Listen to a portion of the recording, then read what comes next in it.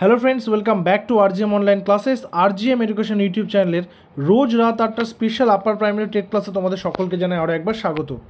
তাই আমাদের যে পেডাগজি প্র্যাকটিস ক্লাসটা চলছে, সেই পেডাগজি প্র্যাকটিস ক্লাসের আজকে সেট নাম্বার 21-এ আমরা বাছাই করা কিছু পেডাগজি কোয়েশ্চেন্স আলোচনা করব। তোমাদের প্রত্যেকে জানো যে 2026-এর মার্চ মাসের মধ্যে কিন্তু আপার প্রাইমারি টেট পরীক্ষাটা হবে, কারণ এসএসসি অলরেডি 9, 10, 11, 12-এর ফর্ম ফিল আপ করিয়ে অ্যাডমিট দিয়ে দিয়েছে। আগামী সেপ্টেম্বরের 7 তারিখ এবং 14 তারিখ পরীক্ষা। তারপর SSC group C and group ডির অলরেডি নোটিশ প্রকাশিত। আগামী 16 সেপ্টেম্বর থেকে 31 সেপ্টেম্বর পর্যন্ত ফর্ম ফিল আপ হবে। তো তারপরেই কিন্তু লাইব্রেরিয়ান আর আপার প্রাইমারিটা বাকি থাকছে। এই দুটো কিন্তু এই বছরই বেরিয়ে যাবে এবং তারপর পরীক্ষাও কিন্তু এক এক করে হতে থাকবে। তাই যারা যারা প্রস্তুতি নিচ্ছ, সিরিয়াসলি প্রস্তুতিটা চালিয়ে যাও, কারণ এরপরে কিন্তু সময় বেশি পাবে না। তো আজকের সেটে প্রথম প্রশ্নে কী রয়েছে? আজকের সেটের প্রথম প্রশ্নে রয়েছে, নিম্নলিখিত বিবৃতিগুলির মধ্যে কোনটি বংশগতি মানে হেরিডিটি অ্যান্ড পরিবেশ মানে এনভায়রনমেন্টের ভূমিকা সম্পর্কে সত্য? বিকাশের কিছু নির্দিষ্ট দিক বংশগতি দ্বারা বেশি প্রভাবিত হয় এবং অন্যগুলি পরিবেশ দ্বারা বেশি প্রভাবিত হয়। মানে বিকাশের ক্ষেত্রে নির্দিষ্ট কিছু দিক বংশগতির দ্বারা বেশি প্রভাবিত হবে। নির্দিষ্ট কিছু দিক বলতে সেটা হতে পারে তার মাসেল ডেভেলপমেন্ট, যদিও সেটা একটা বৃদ্ধির অংশ, হাইট, ওয়েট, তার পাশাপাশি ওই সে বড় হচ্ছে, তার মাসেল গেন হচ্ছে এবং তার পাশাপাশি তার যে কার্যক্ষমতাটা বাড়ছে, সেটা হচ্ছে বৃদ্ধি নয়, সেটা হচ্ছে বিকাশ। তো সেটা হচ্ছে বংশগতির দ্বারা বেশি প্রভাবিত হয়। আর অন্যগুলি পরিবেশ দ্বারা, কীরকম কথা বলছে, কেমন ভাষা ব্যবহার করছে, কীরকম আচরণ, এগুলো সমস্ত হচ্ছে পরিবেশের সাথে।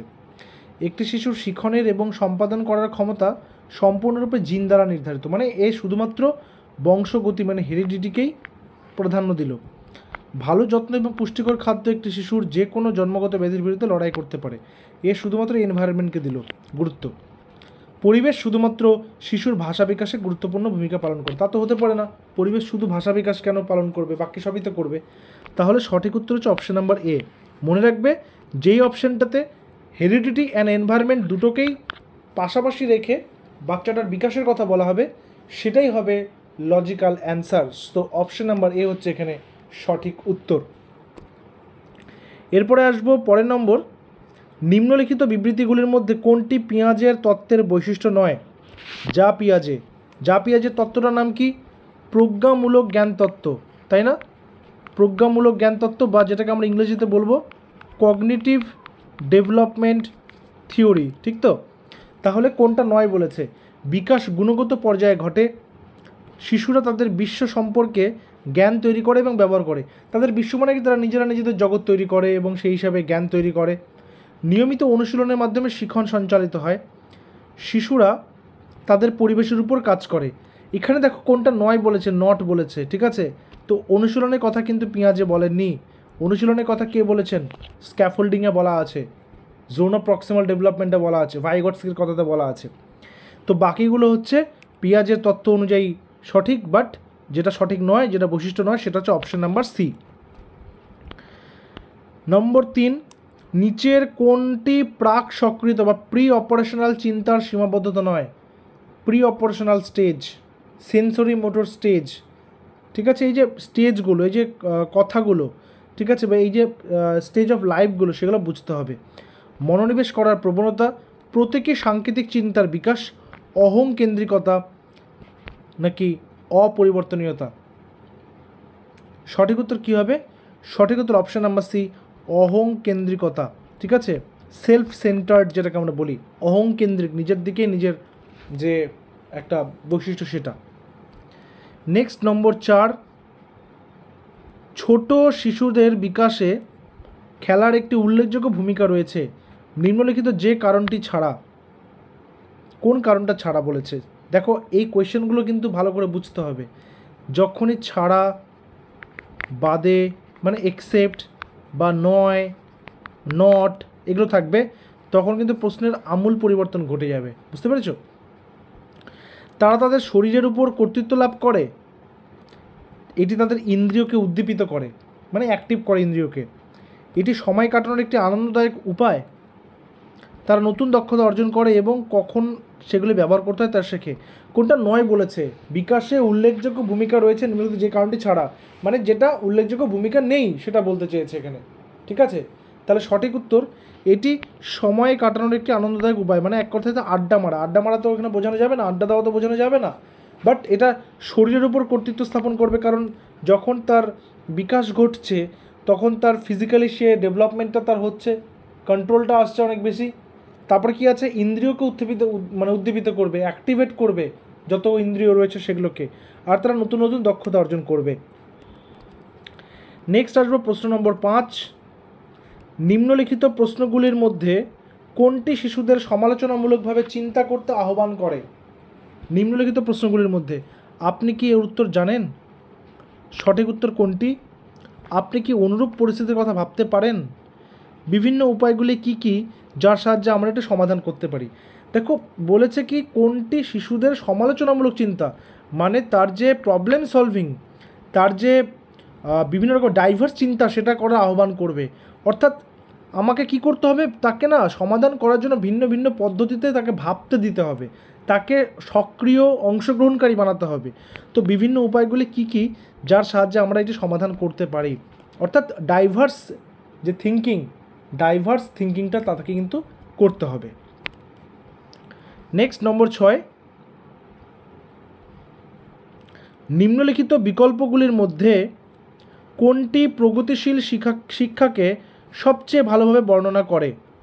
কর্মের মাধ্যমে শিক্ষা, প্রকল্প পদ্ধতি, সমবায় শিক্ষণ, বিষয়ভিত্তিক একক, নিয়মিত একক পরীক্ষা, সারিবদ্ধভাবে বিন্যাস, ব্যক্তিকেন্দ্রিক শিক্ষণ, সক্ষমতা অনুযায়ী দল গঠন, শিক্ষার্থীদের চিহ্নিতকরণ, প্রকল্প পদ্ধতি, সক্ষমতা অনুযায়ী দল গঠন, সারিবদ্ধভাবে বিন্যাস। সঠিক উত্তর কী হবে? সঠিক উত্তর হবে অপশন নাম্বারে কর্মের মাধ্যমে শিক্ষা, প্রকল্প পদ্ধতি, সমবায় শিক্ষণ। সমবায় বলতে এখানে মানে সবাই মিলে যেটা পিয়ার গ্রুপ, প্রকল্প মানে হচ্ছে প্রজেক্টের মাধ্যমে শেখা, কর্মের মাধ্যমে হচ্ছে মানে যেখানে বাস্তবে যে বিষয়টা আমি করছি সেটার উপরে আমাকে কোনো একটা কাজ দিয়েছে, টাস্ক দিয়েছে, সেটার মাধ্যমে আমি শিখছি। তার মানে এখানে কি দেখো, তিনটা ক্ষেত্রে কিন্তু বাচ্চাটাকে কি করা হলো, তার প্রগতির জন্য, তার পড়াশোনার ক্ষেত্রে অগ্রগতির জন্য তাকে কিন্তু অ্যাক্টিভ পার্টিসিপেন্টস করা হলো। ঠিক আছে, প্রগতিশীল শিক্ষা সম্পর্কে নিচের কোন বক্তব্যটি ব্যাখ্যা করে? শিক্ষাই জীবন, এডুকেশন ইজ লাইফ। যতদিন সম্ভব বিদ্যালয় শিক্ষা চালিয়ে যেতে হবে, স্কুলের প্রয়োজন নেই, শিশুরা তাদের জীবনের অভিজ্ঞতা থেকে শিখতে পারবে, বিদ্যালয়ের শিক্ষা সামাজিক এবং প্রাকৃতিক জগৎকে প্রতিফলিত করবে, জীবনই হইল প্রকৃত শিক্ষাদাতা। তো প্রগতিশীল শিক্ষা সম্পর্কে নিচের কোন বক্তব্যটি ব্যাখ্যা করে? সঠিক উত্তর কী হবে? সঠিক উত্তর হবে বিদ্যালয়ের শিক্ষা সামাজিক এবং প্রাকৃতিক জগৎকে প্রতিফলিত করবে। অর্থাৎ যেটা হচ্ছে সোসাইটিতে যেটা রয়েছে এবং তার পাশাপাশি যেটা প্রাকৃতিক রয়েছে, এই দুটোকে কি করবে? এই দুটোকে প্রতিফলিত করবে। সে সমাজের সেটাও শিখবে, তার পাশাপাশি ন্যাচারাল যেটা আছে, এনভায়রনমেন্টাল যেটা আছে, সেটাকেও সে কিন্তু শিখবে। পরের নম্বর, নিচের কোনটিকে কোহলবার্গের তত্ত্বের অবদান হিসেবে বিবেচনা করা যেতে পারে? কোহলবার্গ কি দিয়েছেন? নৈতিক বিকাশের তত্ত্ব, তাই না? বা যেটাকে আমরা বলবো মোরাল ডেভেলপমেন্ট থিওরি। ঠিক আছে, আমি শর্ট করে লিখলাম এখানে। তো তার তত্ত্বটি জ্ঞানীয় পরিপক্কতা এবং নৈতিক পরিপক্কতার মধ্যে একটি সম্পর্ককে সমর্থন করে। তত্ত্বটির বিস্তৃত পরীক্ষার পদ্ধতি রয়েছে। এটি নৈতিক যুক্তি এবং কর্মের মধ্যে একটি স্পষ্ট সম্পর্ক স্থাপন করে। তার বিশ্বাস শিশুরা হলো নৈতিক দার্শনিক। সঠিক উত্তর কী? সঠিক উত্তর, তার তত্ত্বটি জ্ঞানীয় পরিপক্কতা এবং নৈতিক পরিপক্কতার মধ্যে সম্পর্ককে সমর্থন করে। যেমন তিনি না এখানে একটা কথা বলেছেন, ডিলেমার কথা বলেছেন, ঠিক আছে, বা দ্বন্দ্ব, আমি যেটাকে বলছি নৈতিক দ্বন্দ্ব। এই দ্বন্দ্বটা কি?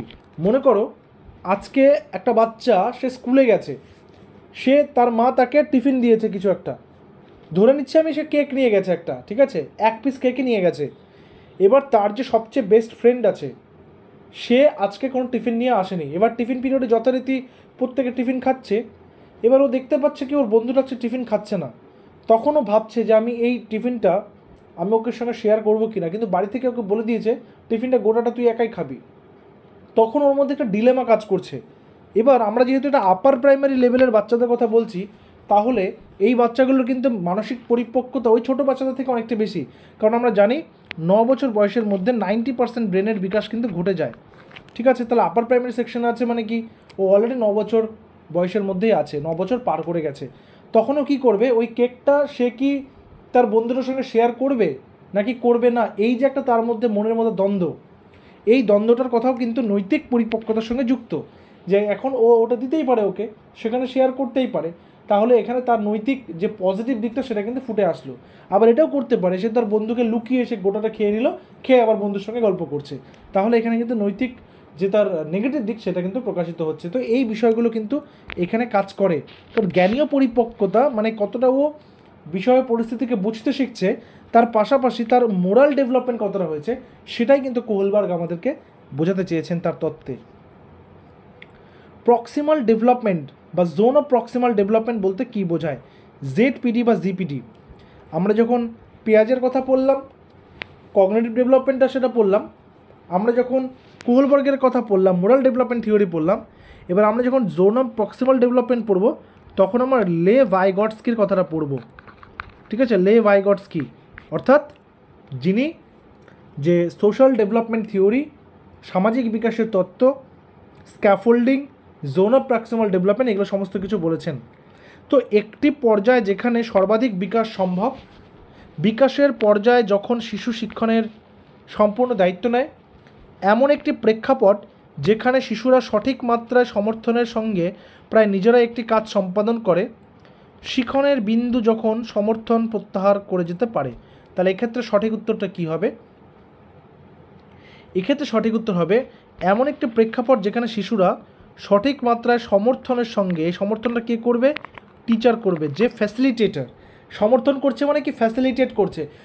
টিচার কিন্তু হেল্প করছে না, হেল্প করছে না বলতেও কিন্তু সমাধান করে দিচ্ছে না, বাট তাকে রাস্তাটা দেখিয়ে দিচ্ছে, প্রায় নিজেরা একটি কাজ সম্পাদন করতে পারবে। মানে আমি ওকে মইটা দিতে পারি, মইটা আমি ওকে বানিয়ে দিতে পারি, কিন্তু মইতে ওকে নিজেকে চড়তে হবে।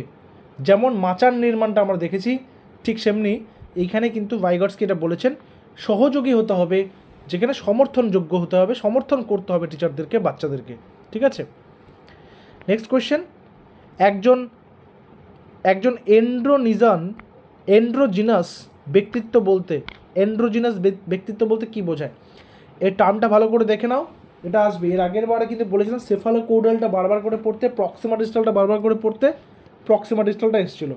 তো এগুলো থেকে কিন্তু কোয়েশ্চেন ঘুরে ঘুরে আসে, যারা রেগুলার প্র্যাকটিসের মধ্যে থাকবে তাদের কাছে এগুলো কোয়েশ্চেন খুব ইজি হয়ে যাবে। তো এন্ড্রোজেনাস ব্যক্তিত্ব বলতে কী বোঝায়? স্ত্রীলিঙ্গ বৈশিষ্ট্যযুক্ত পুরুষদের বোঝায়। সাধারণ পুরুষ এবং স্ত্রীলিঙ্গের বৈশিষ্ট্য হিসেবে যা বিবেচিত হয় তার একটি ভারসাম্য বোঝায়। দৃঢ় এবং অহংকারী হওয়ার প্রবণতা, সমাজে প্রচলিত বাঁধাধরা লিঙ্গের ভূমিকা মেনে চলে। সঠিক উত্তর কী হবে? সঠিক উত্তর সাধারণত পুরুষ এবং স্ত্রীলিঙ্গের বৈশিষ্ট্য হিসেবে যা বিবেচিত হয় তার একটি ভারসাম্য বোঝায়, তাকে বলা হয় এন্ড্রোজিনাস। নেক্সট, শিশুরা নিচের কোনটি ছাড়া লিঙ্গের ভূমিকা অর্জন করে? কোনটা বাদে? মিডিয়া, সামাজিকীকরণ, সংস্কৃতি, পড়ানো। দেখো লিঙ্গের ভূমিকা মানে কি? কে পুংলিঙ্গ, কে স্ত্রীলিঙ্গ, তার পাশাপাশি এগুলোর স্টিরিওটাইপ থাকবে। ঠিক আছে, স্টিরিওটাইপ থাকবে, আবার জেন্ডার বায়াস থাকবে। তো এই বিষয়গুলো থাকবে, কিন্তু কোনটা বাদে সে করবে? সঠিক উত্তর পড়ানো, টিউটরিং। কারণ সে মিডিয়া থেকে, টিভি টেলিভিশন থেকে শিখতে পারবে যে কে ছেলে কে মেয়ে, তার কাজ কোনটা, ছেলেদের কাজ কোনটা, মেয়েদের কাজ কোনটা। সমাজ আরও বেশি করে বলে দেবে, সংস্কৃতি আরও বেশি করে বুঝিয়ে দেবে। কিন্তু টিউটরিংয়ের মাধ্যমে তার সেই ভুল ধারণাগুলো, অর্থাৎ সেই যে গতানুগতিক যে একটা বস্তা পচা একটা কনসেপ্ট, সেটা থেকে তাকে বেরিয়ে আসতে হবে। এবং ছেলে মেয়েদের মধ্যে যে মানে জৈবিক পার্থক্য বাদ দিয়ে সামাজিক কোনো পার্থক্য নেই, সেই বিষয়টা কিন্তু সে শিখতে পারবে। অর্থাৎ সমান অধিকার প্রত্যেকের, সেটা কিন্তু সে বুঝতে পারবে, শিখতে পারবে। পরের কোশ্চেনে যাওয়ার আগে তোমাদের প্রত্যেককে জানিয়ে রাখি, যারা এখনও পর্যন্ত আমাদের আপার প্রাইমারি ব্যাচে অ্যাডমিশন নাওনি, আমাদের অ্যাডমিশন কিন্তু চলছে। খুব রিসেন্ট টাইমে আমাদের কিন্তু ব্যাচ শুরু হয়েছে, কিছুদিন হলো ক্লাস চলছে। সেখানে আমাদের টার্গেট 2026 মার্চের আগে যে আপার প্রাইমারি টেট পরীক্ষাটা হওয়ার কথা রয়েছে, সেই পরীক্ষাটা এখানে আমাদের চাইল্ড ডেভেলপমেন্ট, পেডাগজি, বাংলা, ইংরেজি, বিজ্ঞান, গণিত, সোশ্যাল স্টাডিজ প্রত্যেকটা সাবজেক্টের ডিটেলসে ক্লাস কিন্তু সেখানে হচ্ছে, বিস্তারিত আলোচনার ক্লাস সেখানে চলছে। তো তোমরা চাইলে সেখানে জয়েন করতে পারো। আমাদের অফিসিয়াল হোয়াটসঅ্যাপ নম্বর 9564345236, এখানে তোমরা হোয়াটসঅ্যাপ করবে আপার প্রাইমারি টেট লিখে, তোমাদেরকে সেই ব্যাচে কিন্তু জয়েন করিয়ে নেওয়া হবে, ঠিক আছে। আর বাকি সমস্ত ডিটেলস এই ভিডিও ডেসক্রিপশানে দেওয়া রয়েছে। নেক্সট প্রশ্নে আসবো, আদর্শায়িত অভিক্ষার একটি সমালোচনা হলো যে, অভিক্ষা মানে কি, মানে কোনোরকম কোনো এক্সামিনেশন যেটা সামেটিভ, ঠিক আছে, এগুলি মূলত মূলধারার সংস্কৃতির প্রতিনিধিত্ব করে এবং তাই পক্ষপাতদুষ্ট। এগুলির ভাষা বোঝা কঠিন। অভিক্ষাগুলি বড় জনসংখ্যার উপর পরিচালিত হতে পারে না। তারা একটি শিশুর সক্ষমতা সম্পর্কে একটি স্পষ্ট ছবি দেয় না। সঠিক উত্তর, এগুলি মূলত মূলধারার সংস্কৃতির প্রতিনিধিত্ব করে এবং তাই পক্ষপাতদুষ্ট, ঠিক আছে। তাই আদর্শায়িত অভিক্ষার এটা হচ্ছে একটা যেহেতু সমালোচনা করতে বলেছে, তাই আমাদের সেটাকে কড়া ভাষাতেই করতে হবে। কেউ যদি কোনো প্রশ্ন বুঝতে অসুবিধা হয়, তোমরা কিন্তু নির্দ্বিধায় কমেন্ট সেকশনে জানাবে, আমি সেগুলো চেষ্টা করব সেগুলোর ডাউট ক্লিয়ার করে দিতে। বুদ্ধির বহুমুখী তত্ত্বে বলা হয়েছে, মানে মাল্টিপল ইন্টেলিজেন্স থিওরি, ঠিক আছে, বা মাল্টিপল থিওরি অফ ইন্টেলিজেন্স। বুদ্ধিকে দ্রুত ত্বরান্বিত করা যেতে পারে। ত্বরান্বিত মানে কি, মানে স্পিডি, যাকে আমরা বলি, ঠিক আছে, স্পিডি। বুদ্ধি বিভিন্ন ধরনের হতে পারে, কাগজ পেন্সিল অভিক্ষা সহায়ক নয়।